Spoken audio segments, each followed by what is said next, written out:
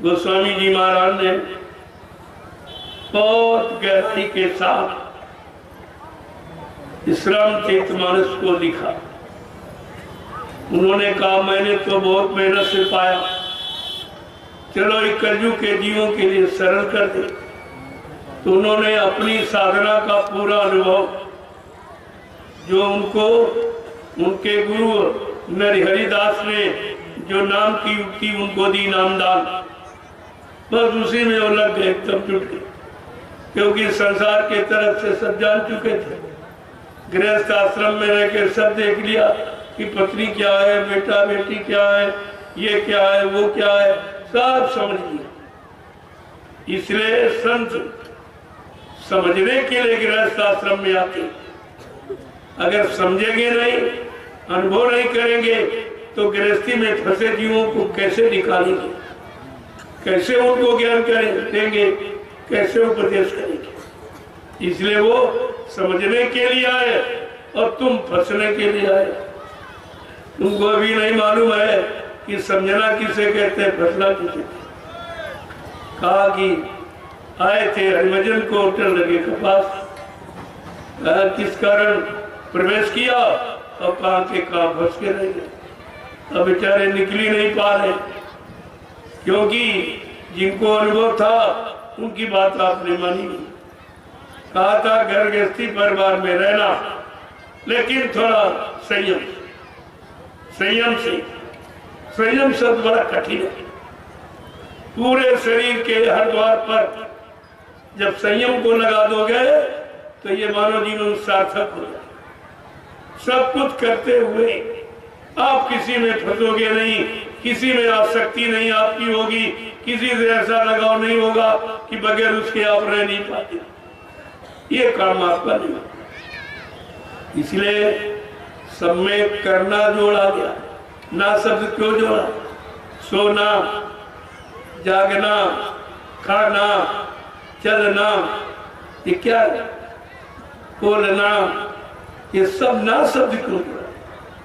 ना का मतलब इसमें है नहीं कुछ, केवल करके देख लो, इसमें कुछ नहीं।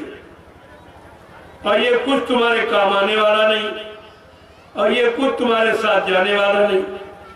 इस चीज को समझाने के लिए देखो किस तरह का चयन किया हुआ, हर शब्द में ना जोड़ दिया। इसीलिए महापुरुषों ने कहा अरे चलना पर थकना नहीं, ऐसा करो कि थको ना। बोलना पर बकना नहीं, बको ना। खाना पर छको ना, देखना पर तको ना, और करना पर फंसो ना। अगर यह चीज समझ में आ जाए तो गृहस्थ आश्रम के मुकाबले कोई आश्रम, सबसे उच्च कोटि का, सबसे महत्वपूर्ण, जिस गृहस्थ आश्रम के द्वारा सारे आश्रम चलते, ब्रह्मचर्य, वानप्रस्थ और संन्यास, ये सारे आश्रम गृहस्थ आश्रम के द्वारा चलते हैं, क्योंकि रोटी देने वाला गृहस्थ आश्रम, और रोटी के बगैर कोई चल नहीं सकता। अन्नदाता गृहस्थ आश्रम वाला, उसको माना जाता। लेकिन बेचारा अन्नदाता आज परेशान है, आज मुसीबत में है, आज आपत्ति में है, उसकी कोई सुनने वाला नहीं, समस्या आके ये खड़ी हो। इसलिए संत महापुरुषों को गृहस्थ आश्रम की व्यवस्था बनानी पड़ी। जो दूरदर्शी है वो सच्चे गृहस्थ आश्रम को उपदेश देने वाले। दूरदर्शी का मतलब कहा 4 आने ये तुम्हारे शरीर, समाज, परिवारों की व्यवस्था है, और 12 आने अध्यात्म। महापुरुषों का कोई काम अध्यक्ष से छूटा नहीं, अध्यात्म से छूटा नहीं है।